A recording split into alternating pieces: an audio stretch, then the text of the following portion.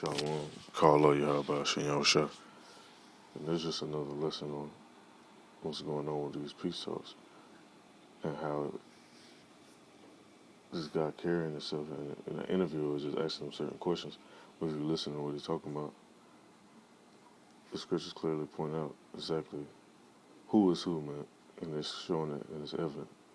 Well, I'm just let this play. I've been watching it. I just sat down and started watching some different news stuff and other stuff online. Well, I'm going to let this play out and I'm going to just bring some scriptures up. Lord's willing, this be edifying. Is, do I want the Palestinians to have an opportunity to live a better life, right? And if the answer is yes, then the leadership, what are they going to do? Do a day of rage? No, the leadership should sit at the table and say, this is what we need in a pragmatic way to try to make that happen.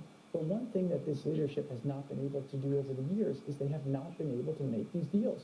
Now, sometimes they haven't had a great partner in Israel, but President Trump has earned the trust in the Muslim world, and he's also earned the trust in Israel. And he has delivered for them now an opportunity of historic proportions where they have a pathway to a state and they have a map and they could have a capital in East Jerusalem, and that's an amazing Now, thing. hold on, let me go back. Read this headline, what it say. You, Hakim, be watching this.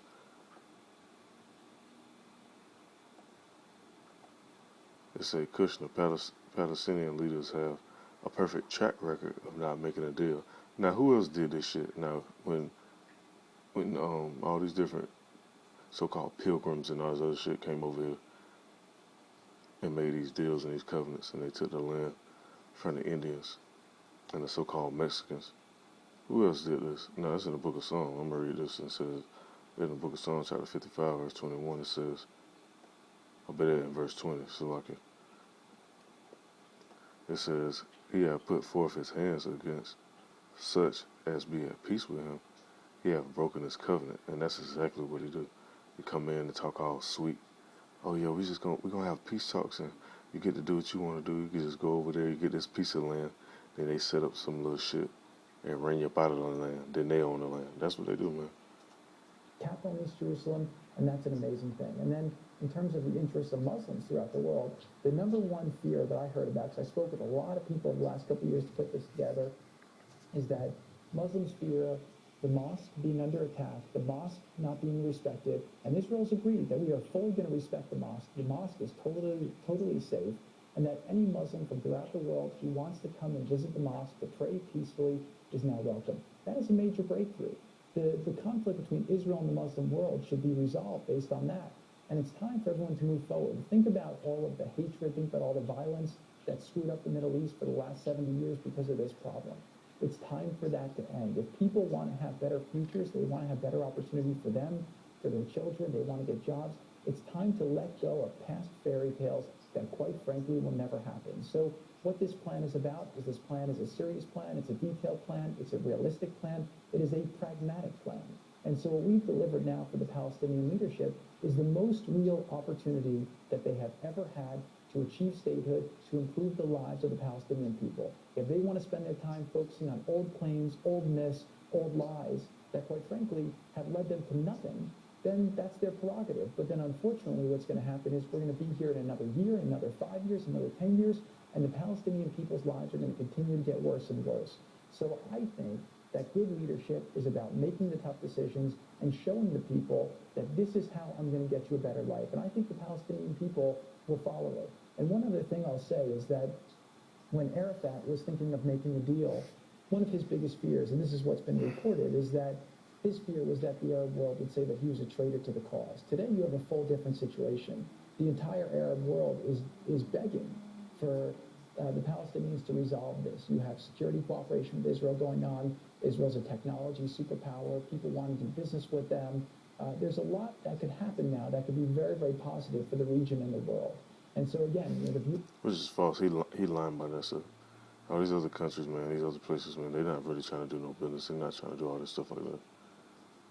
Actually, that's why they got the little defense system called the Iron Dome, because these other countries been paying off basically. What do you call it? I don't want to say. Let me look at the exact term for it. These proxy militias. If I'm mistaken, that's what it's called. Yep. These proxy militias, and it says right here, and who's the main source of that? It says Iran has invested in allies and proxies across the Middle East, and the reason why, because they know these Amalekites over there in Atlanta, they ain't supposed to be over there, so they've been trying to do little shit and get them up out of there. So all this stuff, man, it's just gonna boil to a head, man, and it's just gonna escalate on a high level. And with them talking about this peace talk stuff, like I mentioned in the recent video, says the scripture says when they should say peace and safety, then comes sudden destruction. That's what's gonna happen, man. So hey, pay close attention to this. I'm gonna let's play a little bit more, and I'm gonna pull out a few more scriptures. In a lot of your countries, their biggest problem is not Israel. There's no Israeli soldiers that have killed Egyptian, Saudi Arabians or Emiratis or Qataris. Their fear right now is Iran. And what is Iran looking to do? Why is Iran trying to make this issue such a big issue? It's because they benefit from an unstable Middle East. They want Saudi Arabia fighting with Israel. No, see, that ain't the truth, though. That's because they know that them Amalekites in the land, and they stirring up all this shit. So that they have more ability to divide and try to cause chaos. And you see how he got this little, look at this little smirk he got, man. This little proud little devil. But anyway, I'm going to read this other verse real quick. It's in the book of Psalms, chapter 55, verse 21. It says, the words of his mouth were smoother than butter, but war was in his heart. Just listen to how he talk, man. That last answer, and I'm sure you'll be hearing from the Palestinians about many of the issues that you have mentioned, including the issue of occupation and how it ties into injustice in their point of view. But I wanted to ask you about something which the president said earlier today. He said the Palestinians will have more land under this deal than they had before. So where would that land come from specifically? This gives the Palestinians the ability to double the size of the land. The map will be out. I think that a picture is worth 1,000 words. People will see exactly where the land is. We have one of the biggest developers in the Middle East that we're talking to about coming in and doing a master plan for some of the newer areas that they would get under this. I think that the potential here is tremendous. The Palestinian people, they're hardworking people. They have a super high literacy rate because of all of the education that the global community's paid for over the years. They're right next to Israel, which is an amazing economy. And so they have the ability to really thrive as an economy. So one of the amazing things about what we did in Bahrain was we brought everyone together, all these business people. Everyone says we're dying to help the Palestinian people. They're great people. They're industrious people. But we need two things. Number one is we want to have security. We need to make sure that terrorism is gone so that we... And I talked to some Palestinians personally. They don't fuck with these Amalekites, man. They don't fuck with them like that because they know. I actually talked to him like, man, you know who the real Jews are? And he looked at me and laughed. He said, do you? And we laughed at the shit because we know. So, hey, they don't fuck with these Amalekites, man.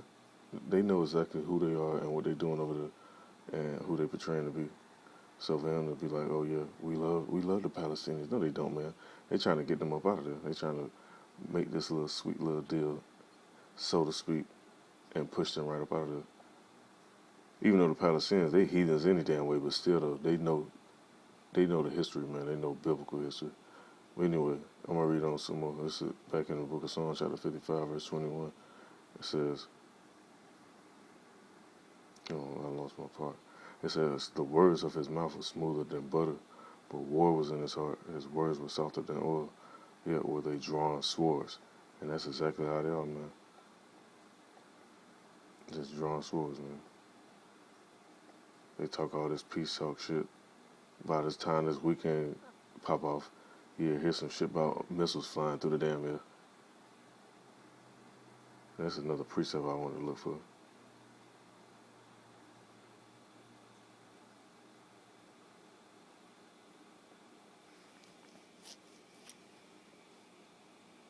Hold on 1 minute.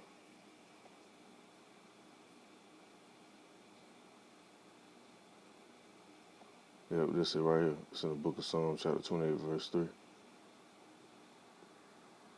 It says, draw me not away with the wicked, and with the workers of iniquity, which speak peace to their neighbors, but mischief is in their hearts.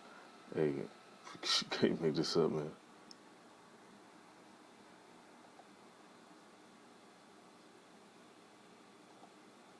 There's a few more precepts to go with this too that I just want to speak on this because this is the times we in, man. Feel comfortable This sending ain't no our stuff people that's gonna there happen no and 10 years, 20 years from now either. This stuff going down right making now. capital investments there. The second thing they said is we need proper governance. You can't invest in a place where there's no rule of law, there's no property rights, there's no predictability. And they said if these two things change, then we are willing to do tons of investing. And what I heard from the Palestinian people, we had tons of Palestinian people who basically came out and said, we want this plan. We would love to see this vision enacted, but give us a political plan, give us a state, give us dignity, and give us an opportunity to try to thrive. So now President Trump has delivered a full package for the Palestinian people, and it's going to be up to them if they want to seek it. Look at that little smirk. All right, this is in the Book of Psalms. I'm just finna go in with the Psalms right now. What it says in Psalms chapter 62, verse 4, it says, they fully intend to topple him from his lofty perch. They delight in lies. With their mouths they bless, but inwardly they curse. So they say all this peace stuff and this sweet stuff, but on the inside, though, they thinking, okay, how can we really dismantle their government, their leadership? You notice they kept using the word. They need better leaders, and they need the right leadership. And that's what these countries do, man. Well, I won't even say just these countries. That's what these Edomites, these Amalekites, that's what they do. They'll set something up to overthrow the regime, and they'll have a regime change. But these nations, man, they waking up to this stuff.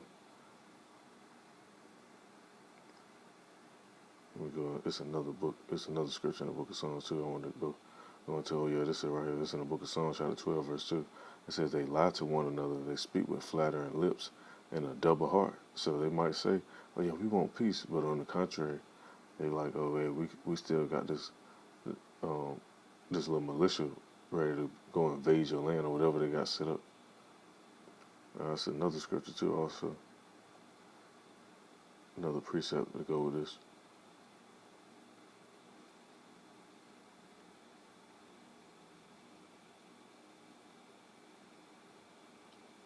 Hold on 1 minute.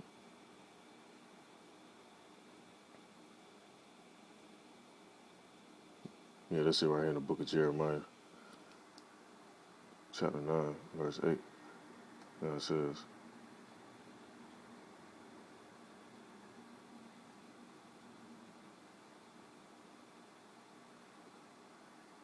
oh yeah, this is a good, perfect one right here. This is exactly what I needed. It says their tongue is as an arrow shot out. They speak of deceit. One speaketh peaceably to his neighbor with his mouth, but in his heart he layeth his weight. And that's what they doing, man. And then you read it on verse 9. Because they think ain't nothing gonna happen. They can just run around and do all this shit. It's in verse 9. It says, shall I not visit them for these things, said the Lord Yahweh? Should not my soul be avenged on such a nation as this? And hey, best believe, man, once they get gathered in that valley of Jehoshaphat, it's going down, as it is written. So, I just wanted to bring this out because I seen this on the news. And it's, hey, straight out the scriptures, man. You can't make this up. And most one is edifying, call out Yahweh, Hashem, Shah. And shalom to the elect. Stay alert, stay circumspect.